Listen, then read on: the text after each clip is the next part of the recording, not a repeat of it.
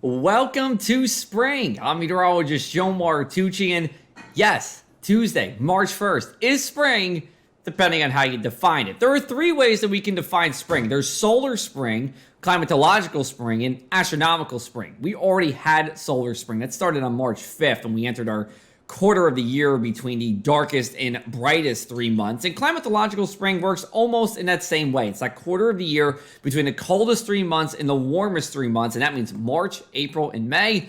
And of course, there's astronomical spring, which is the one I think a lot of us are familiar with. That's when the sun's rays move from the equator to the Tropic of Cancer. Climatological spring, that one's my favorite.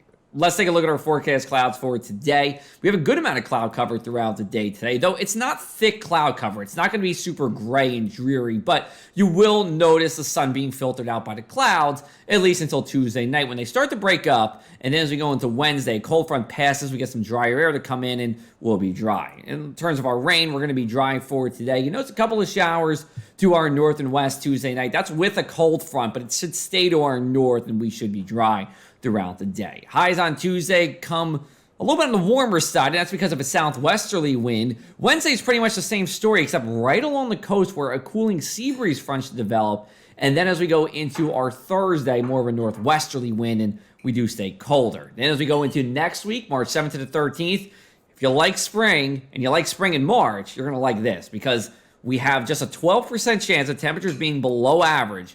And average temperatures for this time of the year, when we get to March 7th to the 13th, low 50s inland, upper 40s at the coast. So we're talking about 60s, I think, a few of these days as we go into next week.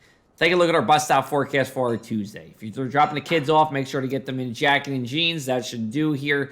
A pretty typical kind of early, or I should say, late winter day. High temperatures will be right around 50 degrees. March comes in like a lamb, no lying here. And even for Tuesday night, should be more like a lamb. Temperatures even above average. We should be above freezing just about everywhere here in South Jersey. Even the rural Pine Barren spot should be above freezing. We have 41 in Barnegat Light, 36 over in Toms River. There for Wednesday, 50s for all of us here. A milder day, except right along the coast where that sea breeze front does develop.